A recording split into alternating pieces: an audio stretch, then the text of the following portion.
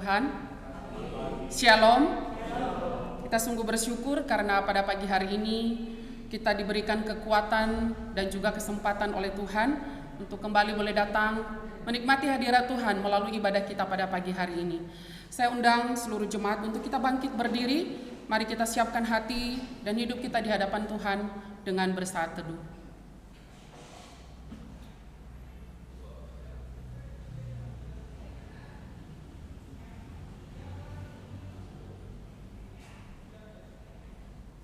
Amin.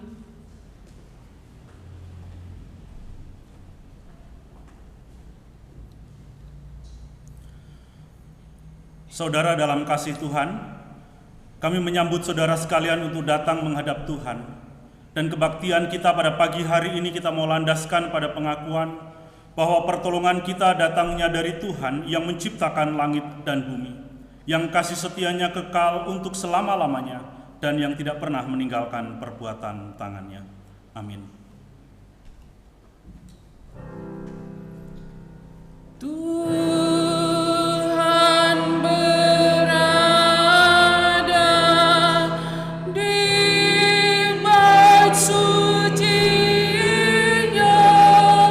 semua orang di hadapan Tuhan sujudlah,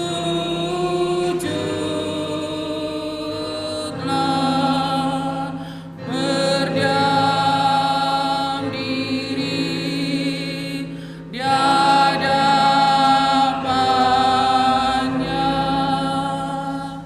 Amin.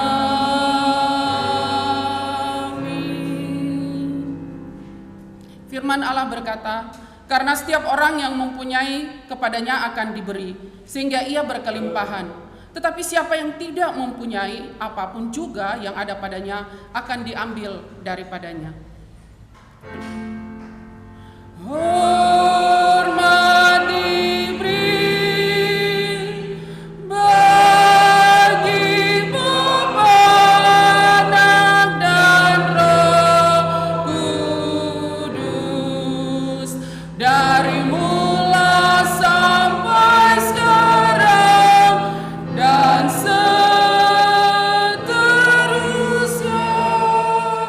Termulia. Amin. Amin. Mari kita akan bersama-sama membaca pertanggapan perintah baru dan amanat agung. Saya terlebih dahulu, kemudian jemaat sekalian.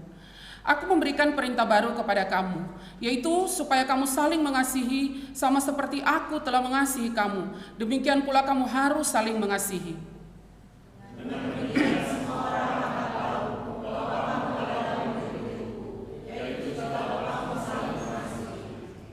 Segala kepahitan, kegeraman, kemarahan, pertikaian, dan fitnah hendaklah dibuang dari antara kamu. Demikian pula segala kejahatan.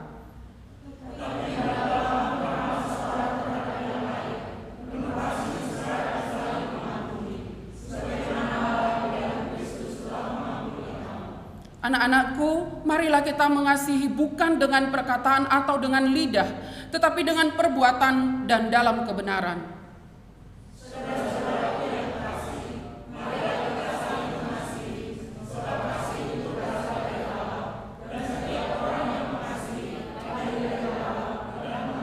Dan akhirnya, hendaklah kamu semua seia sekata, seperasaan mengasihi saudara-saudara, penyayang dan rendah hati.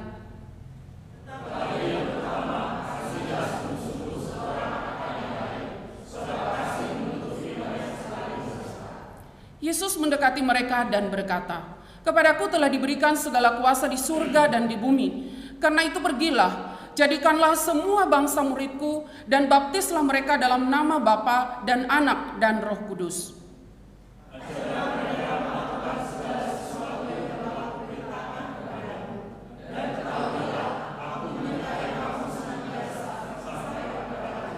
Maka kata Yesus sekali lagi, "Damai sejahtera bagi kamu, sama seperti Bapa mengutus aku, demikian juga sekarang aku mengutus kamu."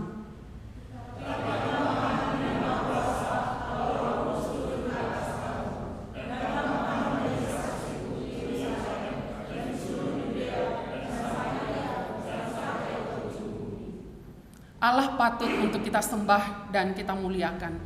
Ia mengasihi kita begitu total dan luar biasa. Tidak peduli apapun dosa yang kita sudah perbuat, tetapi Allah tetap mengasihi kita. Kasih-Nya tidak pernah berubah bagi setiap kita. Maka biarlah pagi hari ini, ketika kita boleh hadir di tempat ini pada pagi hari ini, kita mau mengangkat hati kita untuk kita mau berkata, kami menghormati Engkau Tuhan. Hormat bagi Allah Bapa.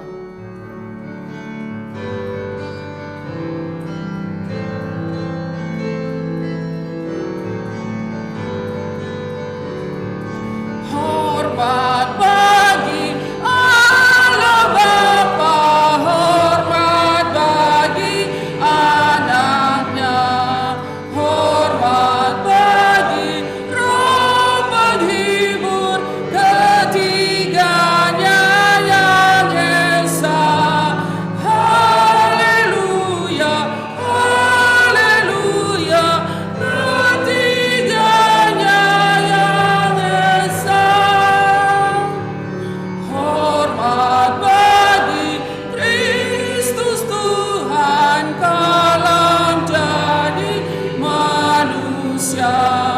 Hormat bagi Raja Gereja, Juru Selamat dunia. Katakan haleluya. Haleluya, haleluya, Juru Selamat dunia. Puji Tuhan, mari kita masuk di dalam doa syafaat yang pada pagi hari ini akan dipimpin oleh Ibu Minghung. Kami persilakan.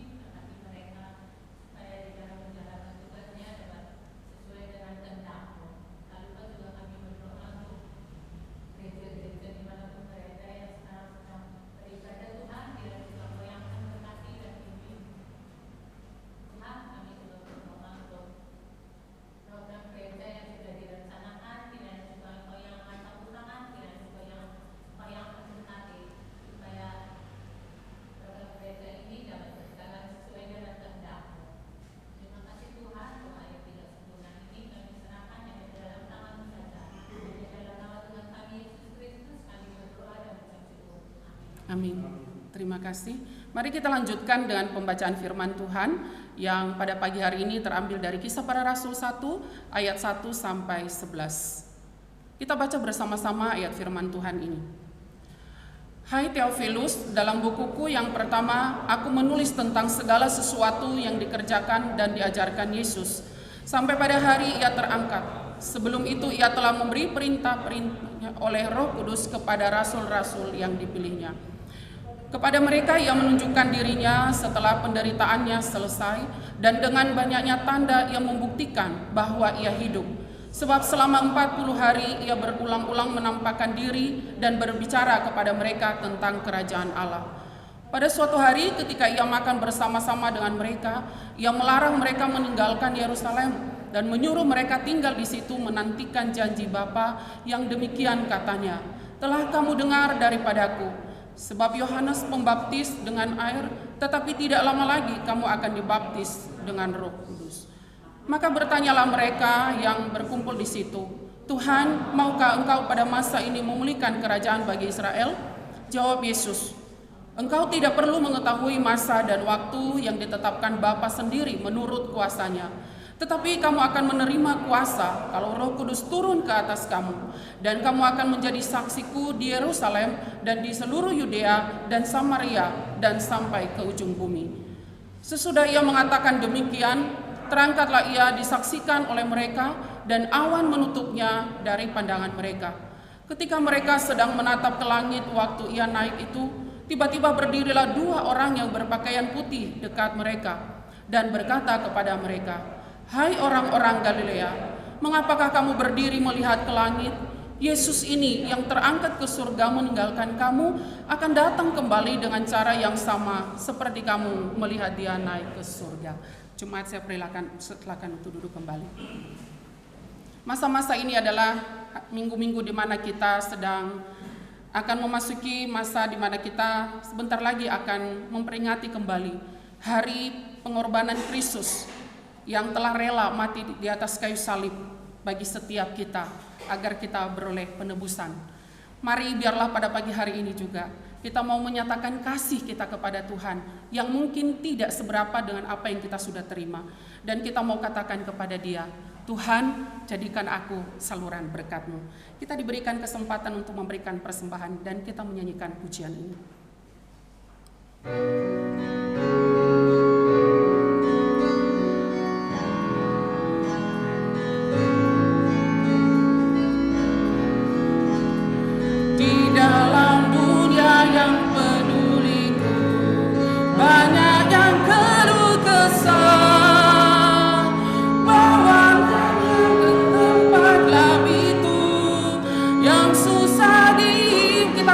Jadikan aku Tuhan saluran berkat-Mu. Saluran berkat dan pemancar kasih Kristus. Dengar doaku dan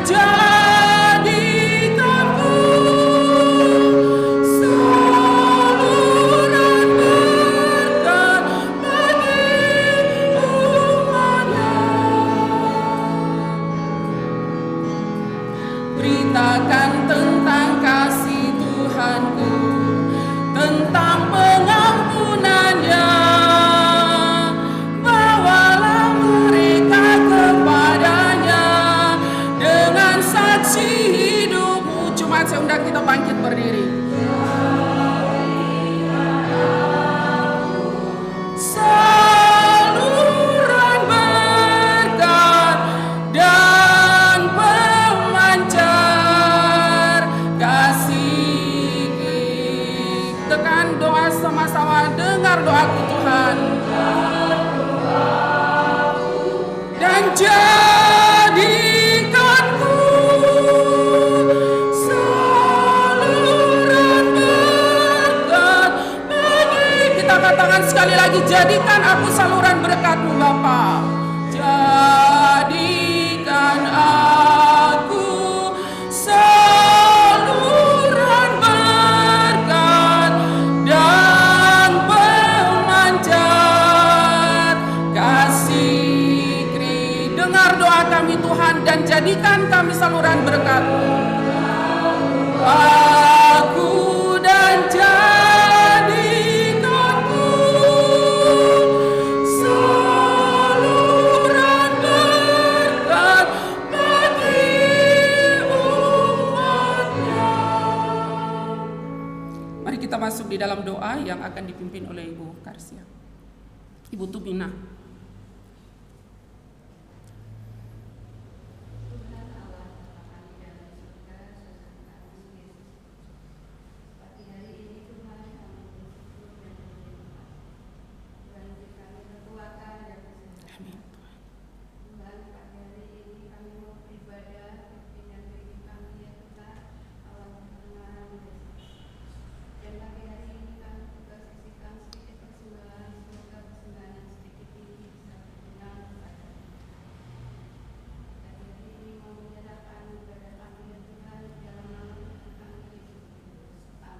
Amin. Terima kasih. Jemaat saya persilakan untuk duduk kembali.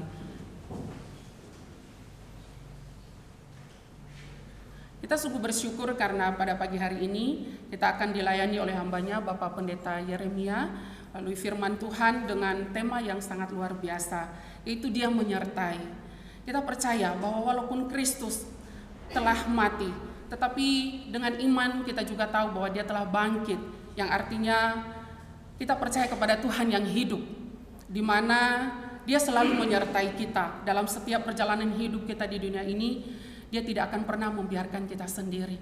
Oleh sebab itu, sebelum kita akan mendengarkan firman Tuhan yang pada pagi hari ini nanti akan dilayani oleh hambanya, kita siapkan hati kita di hadapan Tuhan. Kita mau katakan, Tuhan penuhiku dengan firman-Mu.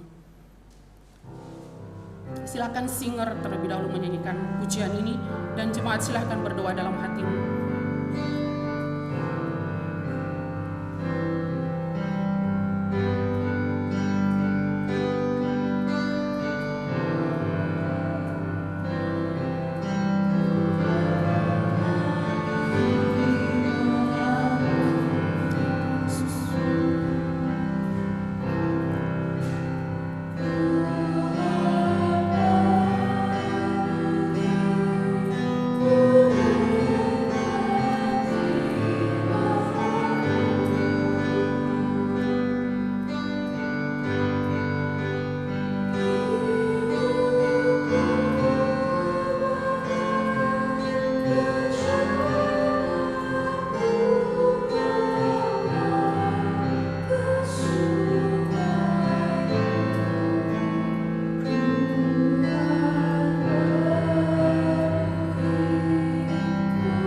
Mari kita nyanyikan sama-sama pujian ini. Katakan, Tuhan penuhiku dengan firman-Mu. Tuhan penuhiku dengan firman-Mu.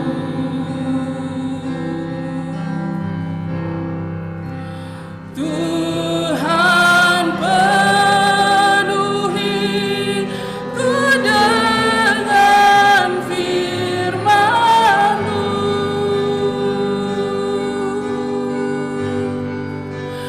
Hidupku sebagai bejana ku bawa ke sungai-Mu.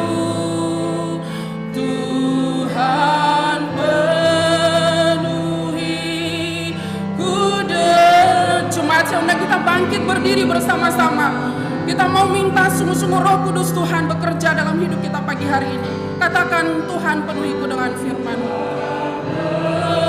Penuhiku dengan firman-Mu.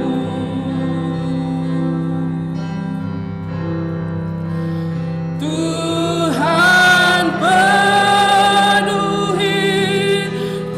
dengan firman-Mu.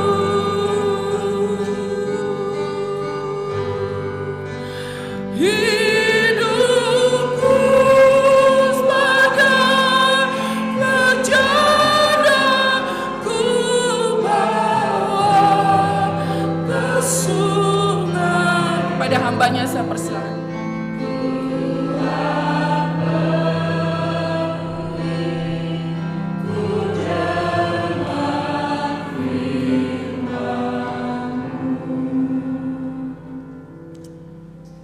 Benar Tuhan, hidup kami bagaikan bejana. Dan biarlah Tuhan mengisi bejana hidup kami dengan firman-Mu saat ini. Itu sebabnya Tuhan, berbicaralah kepada kami semua, sebab kami siap Tuhan untuk mendengarkannya. Bahkan kami siap untuk melakukannya Tuhan di dalam pertolongan Roh-Mu yang kudus.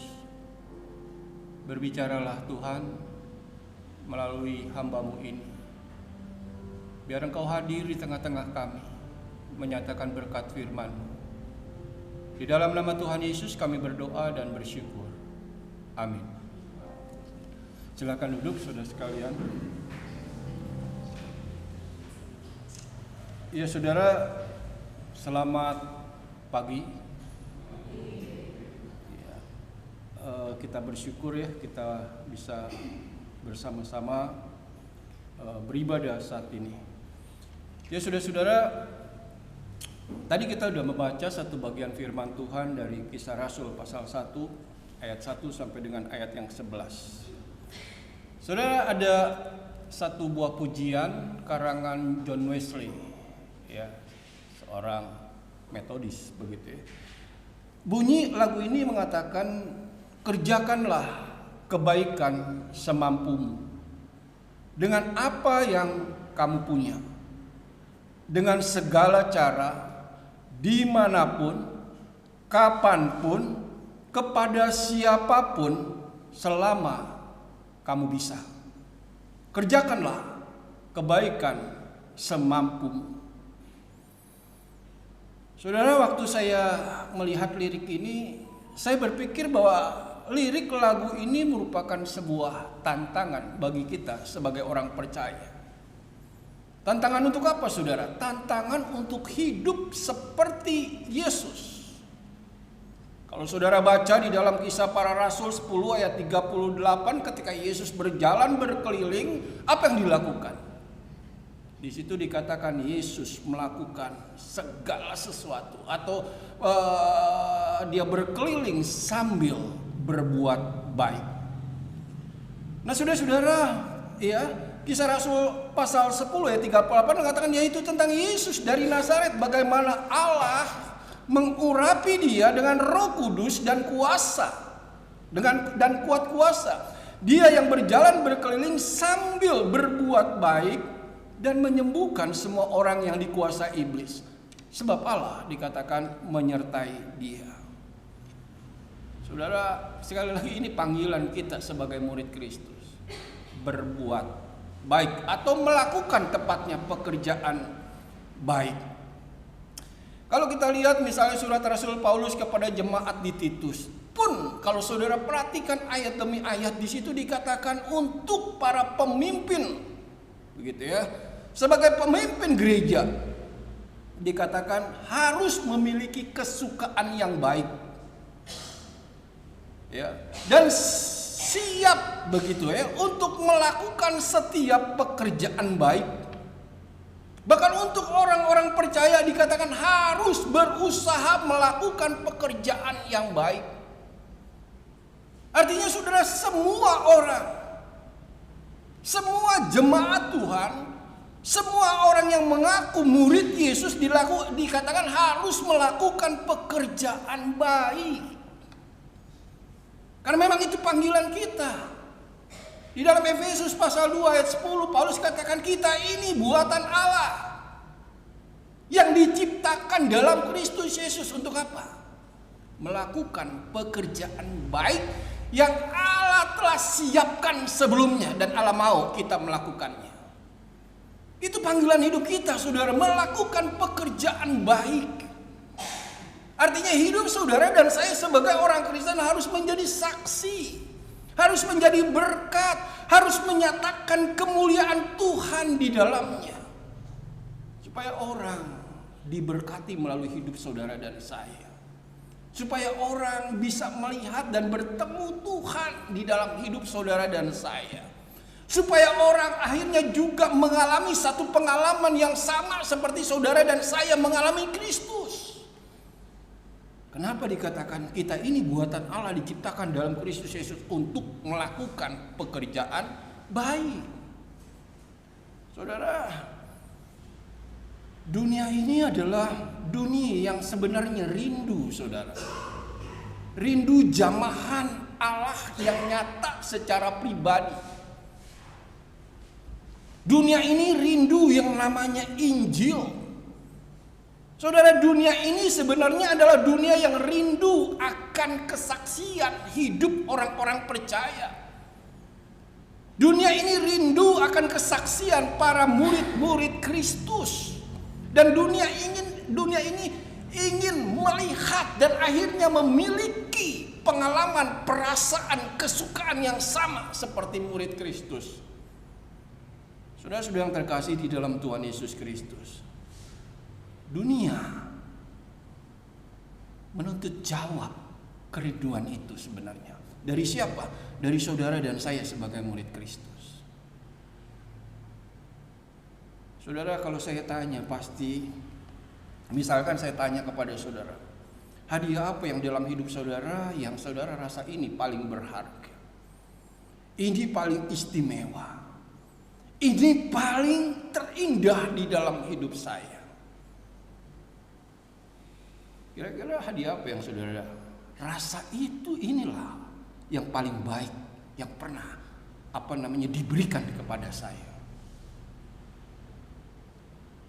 Saudara-saudara, ya ketika saudara ulang tahun dikasih hadiah, ya senang begitu. Tapi pertanyaan, apa itu yang paling baik? Ya ketika saudara mungkin begitu ya, mengalami satu pesta tertentu begitu lalu dapat hadiah, saudara senang, bersukacita. Ya. Tapi apakah itu yang terbaik? Saudara, saya percaya kalau kita orang Kristen, ketika kita murid Yesus, tidak ada hadiah yang paling indah, yang paling istimewa ketika saudara dan saya boleh berjumpa dengan Tuhan Yesus Kristus. Ketika saudara dan saya boleh dianugerahi anugerah keselamatan, dianugerahi anugerah hidup yang kekal. Saudara-saudara yang terkasih di dalam Tuhan Yesus, ya. Tidak ada hadiah yang paling istimewa atau yang paling indah di dalam hidup ini kecuali ketika saudara dan saya boleh percaya kepada Tuhan Yesus Kristus yang adalah Tuhan dan Juru Selamat. Dan saudara, saya mau katakan, ketika saudara dapetin hadiah itu, dapetin kado yang istimewa, kado yang paling berharga, yang paling indah di dalam hidup saudara dan saya, yang Tuhan berikan kepada saudara, Tuhan tidak mau saudara terima untuk diri sendiri. Karena Tuhan juga mau saudara dan saya membagikannya, supaya orang lain juga bisa mendapatkan kado hadiah yang sama, yang paling istimewa di dalam hidupnya, yang paling indah di dalam hidupnya, yaitu apa? Yesus, ya, yang mati dan bangkit untuk kita. Saudara-saudara yang terkasih di dalam Tuhan Yesus Kristus, ya. Karena kasih Kristus di dalam hidup saudara dan saya sebagai murid Kristus, itulah yang sebenarnya mengobarkan kita untuk terus bersaksi, untuk terus memberitakan Injil, untuk terus melakukan perbuatan-perbuatan baik kepada dunia ini. Saudara, kenapa? Pertanyakan gitu ya. Kenapa Tuhan memberikan satu pesan? Kenapa Tuhan memberikan satu amanat agung yang sering kali kita dengar? Kenapa? Ya, karena Dia akan datang kembali, saudara. Dia akan datang kembali. Saudara, untuk apa Dia datang kembali? Saudara, ketika bicara tentang datang kembali itu pasti berkaitan dengan tanggung jawab, saudara. Ketika bicara tentang datang kembali atau Yesus akan datang kembali, ini bicara tentang tugas yang diberikan sebelum Dia naik ke surga. Kan sebelum Dia naik ke surga, Dia beri perintah, saudara, kepada setiap kita. Betul kan? Apa perintahnya, saudara? Perintahnya apa? Sebelum Dia naik ke surga, perintahnya apa? Iya. Pergilah, jadikanlah semua bangsa muridku dan baptislah mereka dalam nama Bapa, Anak dan Roh Kudus. Saudara-saudara yang terkasih di dalam Tuhan, ya. Perintah itu diberikan Tuhan Yesus sebelum Dia naik ke surga. Saudara, kalau kita lihat di dalam ayat 11 yang tadi kita baca dari Kisah Rasul pasal yang pertama, kita lihat apa yang terjadi dengan murid-murid yang pada waktu itu melihat peristiwa Yesus naik ke surga. Apa yang terjadi? Saudara, kalau kita lihat di dalam ayat 9, setelah Yesus mengatakan bahwa Roh Kudus akan diberikan kepada kamu, dan bagaimana Roh Kudus yang diberikan kepadamu kuasanya bekerja dalam hidup atau dalam diri murid-murid, saudara, lalu dikatakan terangkatlah Yesus ke surga dan awan menutupi Yesus. Betul ya? Tadi baca begitu gak? Dan saudara, ketika mereka melihat pengalaman itu, apa yang mereka lakukan, saudara? Apa respon mereka? Kita mengatakan mereka hanya berdiri melihat ke langit, betul ya? Betul nggak, saudara? Jangan-jangan nggak baca kali ini tadi. Betul nggak? Iya, mereka hanya melihat ke langit, berdiri melihat ke langit. Kalau boleh saya katakan, mereka hanya terkesima menyaksikan peristiwa itu. Mereka hanya takjub melihat hal yang luar biasa yang mereka saksikan pada saat itu. Mereka hanya terkagum-kagum melihat mujizat yang mereka alami saat itu. Pertanyaannya, saudara, bukankah peristiwa yang sama yang sering terjadi dalam hidup kita sebagai orang Kristen? Ketika kita mengalami mujizat, ketika kita mengalami hal-hal yang luar biasa di dalam hidup kita, kita cuma lihat, wih, hebat ya, cuma begitu aja. Luar biasa ya. Sama seperti para murid yang saat itu menyaksikan Yesus naik, bengong, berdiri gitu ya, nggak lakukan apa-apa. Sampai saudara, 2 orang menampakkan diri kepada mereka, ya, lalu berkata kepada murid-murid, Yesus yang kamu lihat saat ini naik ke surga, dia akan datang kembali. Ya, dengan cara yang sama seperti kamu lihat dia naik ke surga. Sudah yang terkasih di dalam Tuhan Yesus Kristus, ya, itu respon, ya, respon daripada 2 orang itu. Respon dari malaikat Tuhan itu ketika menyaksikan bagaimana murid-murid ketika melihat Yesus yang terangkat, ya, lalu tertutup oleh awan itu. Bengong, cuma berdiri, nggak buat apa-apa, nggak kerjain apa-apa. Mereka bilang apa? Dia akan datang kembali dengan cara yang sama seperti kamu lihat sekarang ini. Kenapa 2 orang ini mengatakan dia akan datang kembali? Apa maksud daripada 2 orang ini mengatakan dia akan datang kembali? Saudara, bicara datang kembali tadi saya katakan bicara tanggung jawab. Bicara datang kembali itu bicara tentang tugas. Sudahkah kita melakukan tugas itu? Sudahkah kita melakukan apa yang Tuhan perintahkan kepada kita tentang amanat agung itu? Saudara yang terkasih di dalam Tuhan, ya, saudara, sekali lagi bagaimana respon 2 malaikat Tuhan yang berdiri menyaksikan murid-murid yang hanya berdiri melihat peristiwa itu?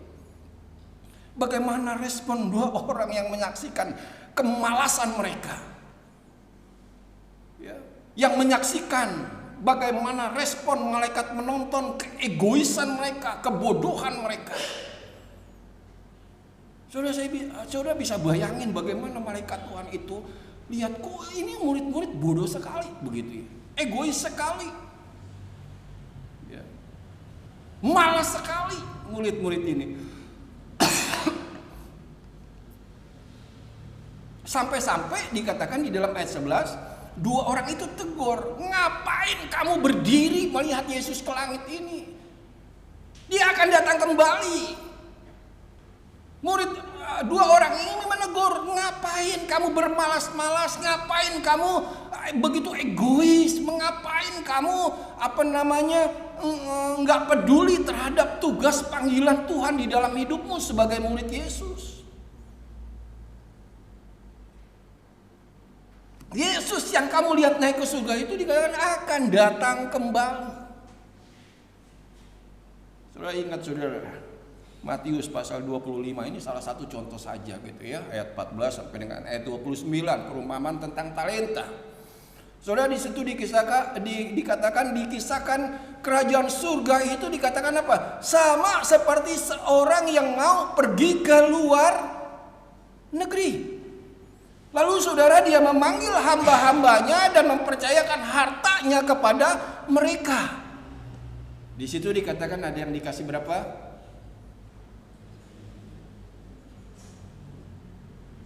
Bengong semua. Ada yang dikasih berapa?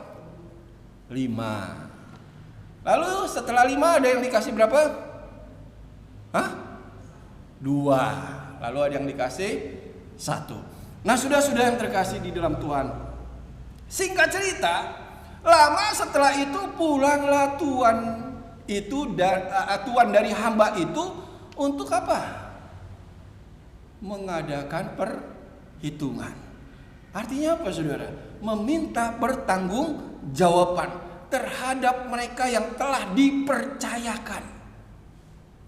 5 talenta, 2 talenta, 1 talenta. Sudah yang terkasih di dalam Tuhan. Sudah ini, ya, inilah ketika malaikat Tuhan itu berkata dia akan datang kembali. Bahwa dia, Yesus akan datang kembali untuk apa? Mengadakan perhitungan, menuntut pertanggungjawaban. Apakah saudara benar-benar orang Kristen atau bukan?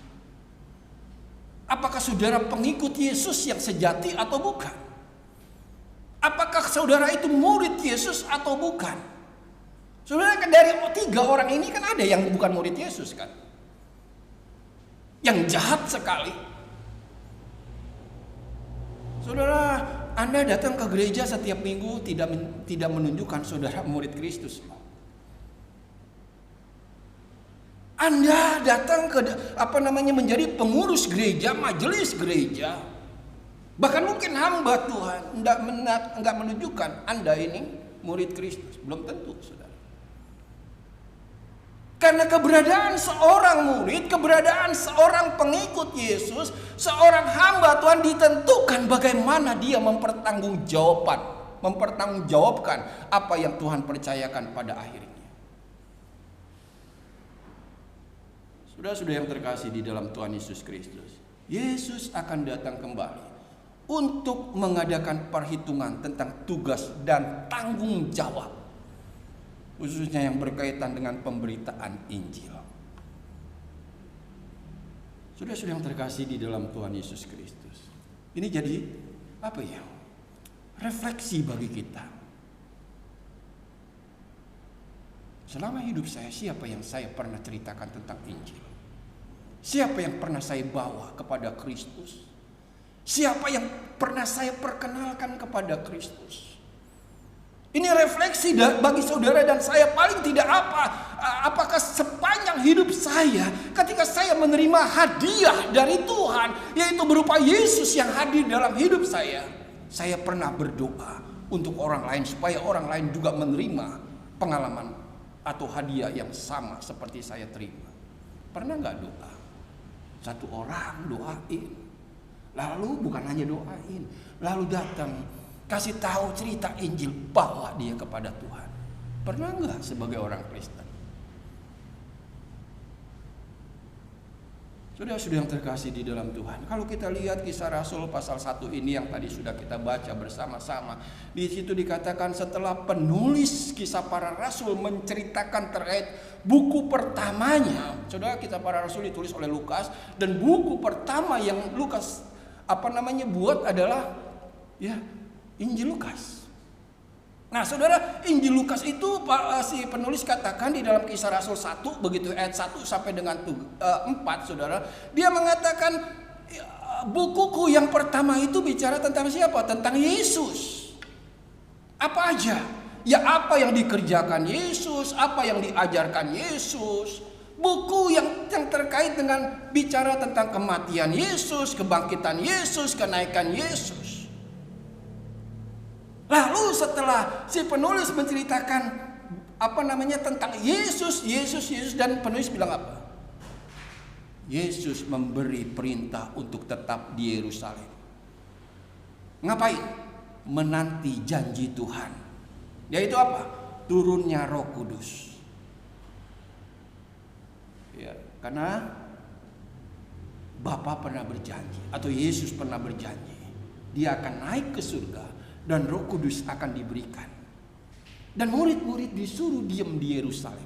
Saudara, sebenarnya kalau kita kulik bagian ini, ketika mereka disuruh tunggu di Yerusalem, ini luar biasa. Kadang-kadang saya berpikir Tuhan ini humoris banget ya. Saudara tahu ya, waktu Yesus ditangkap, Yesus disalibkan, Yesus mati, murid-murid, bagaimana perasaan murid-murid saat itu? Takut bukan? Takut dikejar-kejar oleh tua-tua begitu orang Yahudi, oleh tentara-tentara Roma. Untuk apa? Diperlakukan sama seperti yang Yesus alami, karena mereka murid. Mereka takut. Tetapi di tengah-tengah ketakutan mereka, Yesus bilang, lu tunggu di Yerusalem. Ini aneh gitu ya. Padahal di situ gudangnya tua-tua, di situ orang-orang Romawi, tapi disuruh tunggu di situ. Gimana hati saudara? Ya. Itu Tuhan humoris sekali buat saya gitu ya. Kok disuruh tunggu di tempat di mana gudangnya orang-orang yang sedang cari-cari Yesus gitu. Ya, cari-cari murid Yesus maksudnya. Itu luar biasa. Tapi Yesus katakan tunggu di Yerusalem. Saya ingat Elia gitu ya. Elia juga dikejar-kejar kan waktu itu. Dan Tuhan suruh tunggunya di mana? Dekat di sekitar kerajaan Ahab saat itu. Enggak disuruh pergi jauh, kamu pergi jauh gitu supaya terhindar dari, enggak, disuruh deket-deket situ aja, di kota itu aja, jangan pergi. Saudara, ini menunjukkan apa saudara?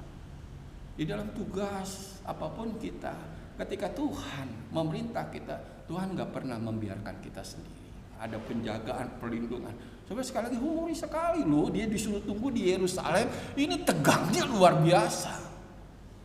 Tapi disuruh tunggu di situ. Sudah yang terkasih di dalam Tuhan Yesus Kristus, ya, disuruh tunggu sampai penggenapan janji Allah itu. Saudara, kita tahu Roh Kudus adalah pribadi ketiga dari Allah Tritunggal yang berkuasa untuk apa? Menyertai murid Yesus dalam tugas memberitakan Injil. Tadi kita baca di dalam Kisah Rasul pasal 1 ayat 8, di situ dikatakan, tetapi kamu akan menerima kuasa kalau Roh Kudus turun ke atas kamu. Dan kamu akan menjadi saksiku di Yerusalem dan di seluruh Yudea dan Samaria dan sampai ke ujung bumi. Ya, dikatakan kamu akan menerima kuasa. Kapan? Kalau Roh Kudus turun atas kamu. Lalu apa yang terjadi? Kamu akan menjadi saksiku. Ya, sudah percayakan, kamu akan menerima kuasa kapan? Kalau Roh Kudus turun atas kamu. Lalu apa yang terjadi setelah Roh Kudus turun? Kamu akan jadi saksiku. Buat saya ini sesuatu yang bersifat konsekuensi logis dari hidup orang percaya sebenarnya. Konsekuensi logis dari murid Yesus. Kita tidak bisa hindar. Apa? Jadi saksi. Karena di situ kan dikatakan kamu akan terima kuasa. Kapan? Kalau Roh Kudus turun atas kamu. Ngapain? Untuk jadi saksi Roh Kudus turun. Saudara, itu konsekuensi logis hidup kita. Artinya kalau saudara tidak pernah jadi saksi, kalau saudara tidak pernah mengerjakan pekerjaan baik yang Tuhan berikan kepada kita, pantas enggak? Logis enggak? Saudara dan saya dibilang murid, dibilang pengikut Yesus, dibilang orang Kristen. Enggak, saudara. Karena ini konsekuensi logis. Terima kuasa kalau Roh Kudus turun. Lalu kuasa itu bekerja untuk apa? Kita jadi saksi. Nah, mungkin saudara bertanya, ya, kalau Roh Kudus turun ke atas kamu, kamu akan menerima kuasa. Kuasa apa? Menjadi saksi, memberitakan Injil, memberitakan firman Tuhan. Ya. Kuasa untuk supaya orang lain berjumpa dengan Yesus dan mengenal Yesus. Kuasa untuk memberitakan Injil. Nah, mungkin pertanyaannya kan, kapan saya menerima Roh Kudus? Kapan Roh Kudus turun atas saya? Kapan, saudara? Kapan Roh Kudus hadir di dalam hidup saudara? Ada yang tahu nggak? Kapan? Nggak ada yang tahu ya? Saudara, Roh Kudus turun atas kita ketika saudara mengatakan, Yesus, Tuhan, masuk dalam hidup saya, jadi Tuhan dan Juru Selamat di dalam hidup saya. Artinya, singkatnya, ketika saudara jadi orang Kristen, saudara jadi murid Kristus, saat itu Roh Kudus turun atas kamu. Roh Kudus termaterai di dalam hidupmu. Ya, saat saudara mengalami kelahiran kembali, itu dikerjakan Roh Kudus, dan Roh Kudus diam di dalam hidupmu. Dan pada waktu Roh Kudus diam di dalam hidupmu, kamu menerima kuasa. Kuasa untuk apa? Memberitakan Injil. Maka tadi saya katakan, kalau hidup kita jadi orang Kristen, tidak pernah memberitakan Injil, enggak logis. Sangat-sangat tidak masuk akal. Karena Roh Kudus yang hadir di dalam hidup kita ini bekerja untuk apa? Mendorong saudara menjadi saksi, mendorong saudara untuk memberitakan Injil. Saudara sudah terkasih di dalam Tuhan Yesus Kristus.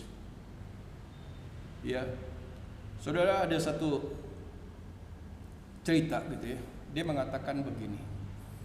Ya, dia bercerita bahwa ketika dia kecil gitu, ayahnya sering melakukan perjalanan ke kota-kota lain untuk apa? Berbicara di berbagai gereja dan konferensi Alkitab. Lalu dia katakan kadang-kadang ibunya turut menemaninya, meninggalkan saudara laki-lakinya, ya, dan dia sendirian di rumah selama beberapa hari. Nah, saudara, lalu anak ini dan saudaranya senang gitu ya, karena dengan begitu mereka bisa mandiri begitu ya. Tapi dia katakan dia nggak suka yang namanya pekerjaan rumah begitu ya, seperti cuci piring.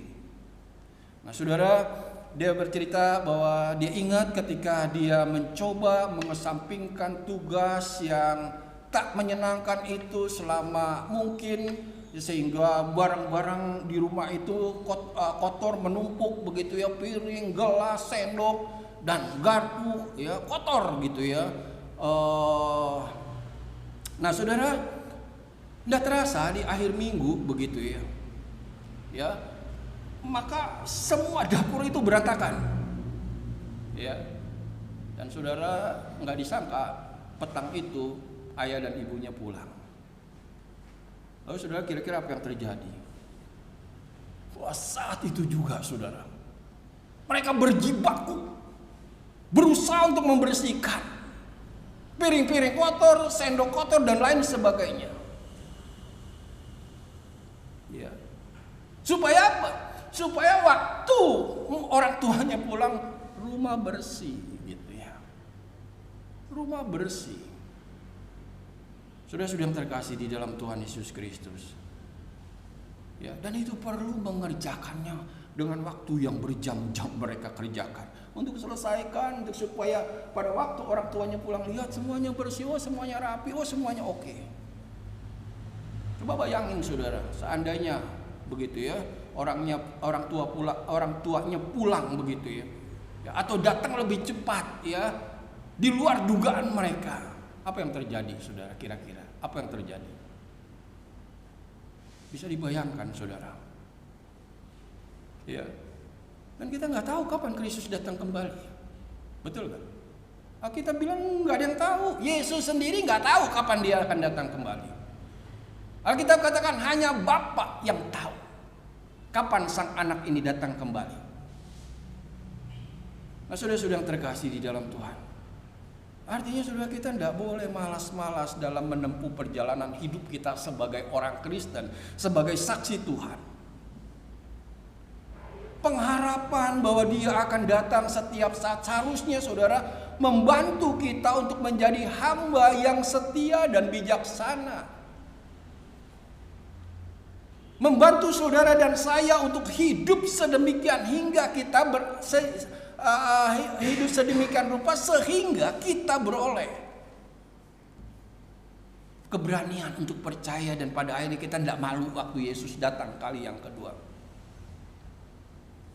Saudara, Yesus akan datang kembali seperti yang dijanjikannya.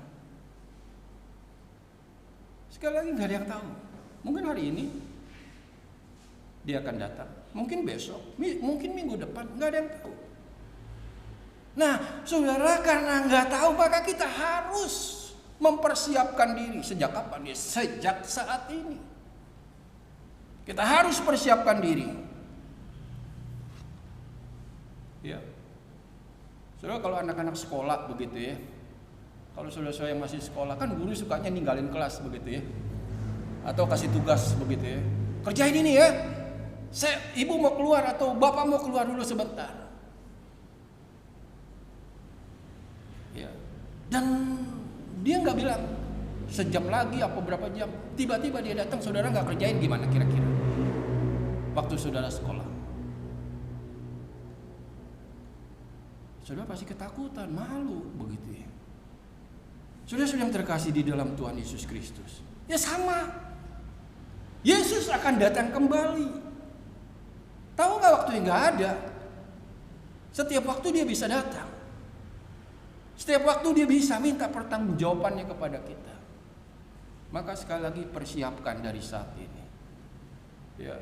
Jadi sudah ingat bahwa satu hari ya dapat segera berlalu sementara Anda belum mengerjakan kebaikan untuk orang lain. Belum mengerjakan apa yang Yesus perintahkan. Ya. Betapa malunya kita ketika Yesus datang. Kita nggak ada yang bisa kita pertanggungjawabkan. Amin. Kita berdoa. Kami bersyukur Tuhan buat firman yang kami boleh renungkan, yang mengingatkan kembali akan panggilan kami sebagai murid Tuhan. Karena kami tahu Tuhan, sebagai murid ada tugas yang harus kami lakukan. Dan kami juga tahu ketika kami melakukan tugas, ada kuasa yang bekerja di dalam diri kami sehingga kami tidak mengerjakannya sendirian. Karena kami tahu juga Tuhan, satu kelak nanti Tuhan akan meminta pertanggungjawaban kami ketika Engkau datang kali yang kedua. Itu sebabnya ampuni kami kalau selama ini kami sama seperti murid-murid yang berdiri diam dengan segala kemalasan, dengan segala kebodohan, dengan segala keegoisan kami. Kami tidak melakukan apa-apa. Kami sama seperti orang yang dipercayakan dengan satu talenta, yang menggali tanah dan menyimpannya di dalam tanah.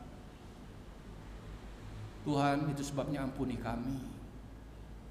Dan biarlah Tuhan, Roh-Mu yang kudus boleh menolong setiap kami untuk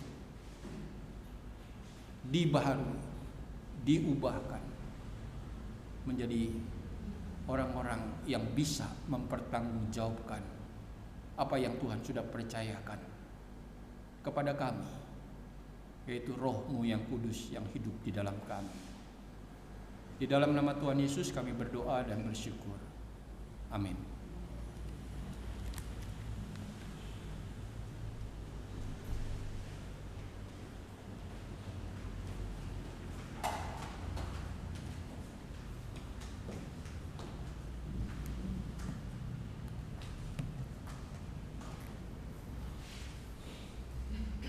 Mari biarlah lewat firman Tuhan pada pagi hari ini kita terus mau berjanji di hadapan Tuhan menjadi saksi Kristus di tengah-tengah dunia ini. Walaupun terkadang ada banyak tantangan rintangan yang kita hadapi, tapi kita percaya Tuhan yang samalah yang akan terus membimbing kita, memimpin kita sampai pada akhirnya kita mencapai kehidupan yang berkemenangan. Mari kita menyanyikan pujian Tuhan Tak Janji dan kita diberikan kesempatan untuk memberikan persembahan yang kedua.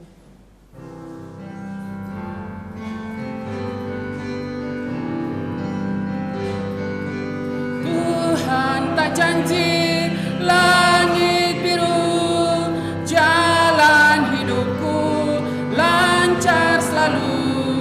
Tuhan tak janji cuaca cerah, tak ada susah, aman selalu.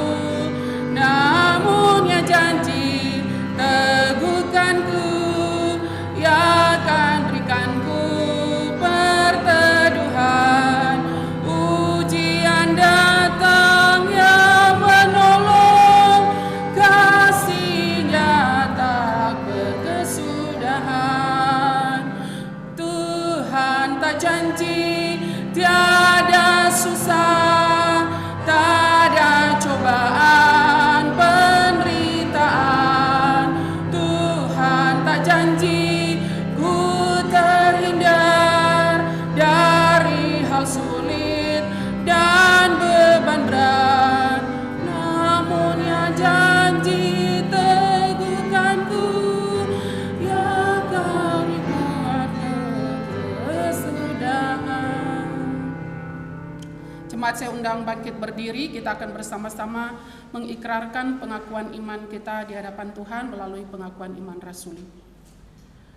Aku percaya kepada Allah, Bapa yang Maha Kuasa, Khalik langit dan bumi, dan kepada Yesus Kristus, Anaknya yang tunggal, Tuhan kita, yang dikandung daripada Roh Kudus, lahir dari anak darah Maria, yang menderita sengsara di bawah pemerintahan Pontius Pilatus, disalibkan, mati dan dikuburkan, turun dalam kerajaan maut. Pada hari yang ketiga bangkit pula dari antara orang mati, naik ke surga, duduk di sebelah kanan Allah, Bapa yang Maha Kuasa.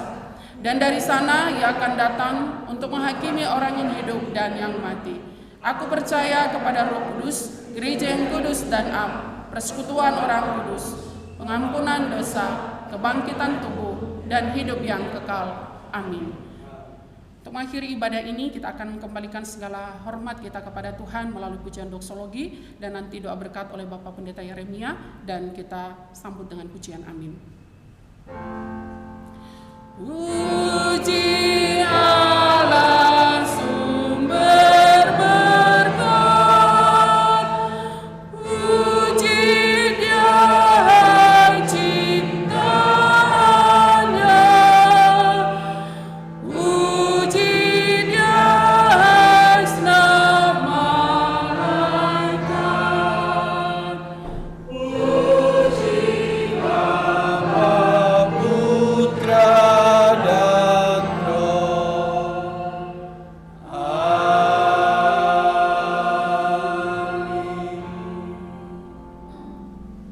Saudara, kembalilah di dalam kehidupan saudara sehari-hari. Jadilah saksi-saksi Tuhan dimanapun Tuhan sudah menempatkan saudara. Dan sekarang arahkan hatimu kepada Tuhan dan terimalah berkat Tuhan. Kasih dari Allah Bapa yang telah dianugerahkan sebelum dunia ini dijadikan. Anugerah dari Tuhan Yesus Kristus yang mati dan bangkit pada hari yang ketiga untuk memberikan keselamatan kepada saudara yang percaya. Materai dari Roh Kudus yang memberikan pengharapan, pertolongan, dan penghiburan, menyertai dan memberkati saudara dari saat ini sampai selama-lamanya. Amin. Amin.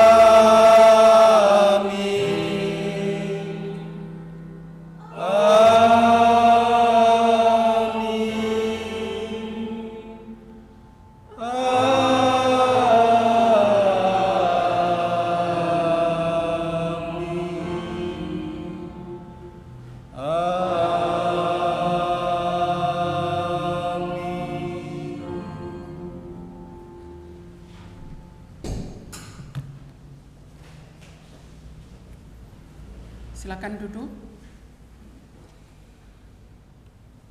Ada beberapa warta jemaat yang akan saya bacakan untuk kita bersama. Pertama-tama kami mengucapkan terima kasih kepada Bapak Pendeta Yeremia yang sudah melayani kita pada pagi hari ini, dan juga Ibu Sri yang kemarin sudah melayani di Youth. Kiranya Tuhan memberkati. Dan juga kami mengucapkan terima kasih untuk anak-anak Tuhan yang sudah terlibat dalam pelayanan pada pagi hari ini. Kiranya Tuhan Yesus memberkati pelayanan kita bersama. Untuk jadwal pelayanan pada minggu depan tanggal 17 Maret, liturgis adalah Saudari Aprilia, doa syafaat Ibu Henis, petugas pelayanan Ibu Indra dan Saudari Minghung, doa syukur Ibu Indra, singer Saudari Francisca dan Saudari Siska Permatasari, dan LCD Saudara ACK dan pemusik Nyonya Leni. Lalu ibadah Yud setiap hari Sabtu pukul 18 WIB dengan petugas pelayanan adalah MC Saudari Intan, petugas persembahan Saudara Nathan, LCD Saudari Aprilia, petugas sound system Saudara Evan, pemusik Saudari Gracia. Lalu ibadah sekolah minggu pukul 9 pagi setelah ibadah ini, dan kebaktian doa setiap hari Rabu pukul 18 WIB. Dan pelayanan konseling pastoral pada hari Kamis pukul 10 sampai 12 WIB oleh Pendeta Hadi dan saya sendiri, dan kemudian persekutuan Bahtera pada hari Jumat ini, Jumat ketiga, yaitu pukul 19 WIB.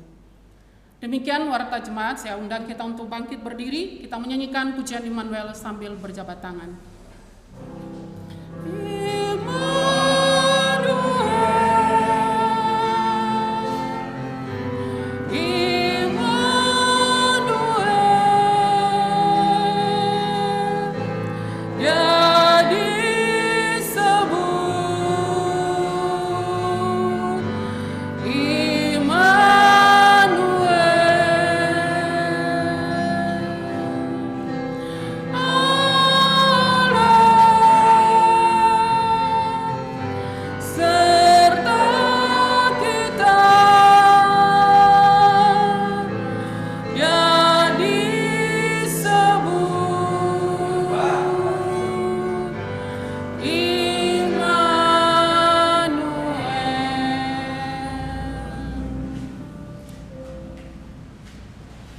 Saat teduh ibadah kita selesai. Selamat hari Minggu dan Tuhan Yesus memberkati.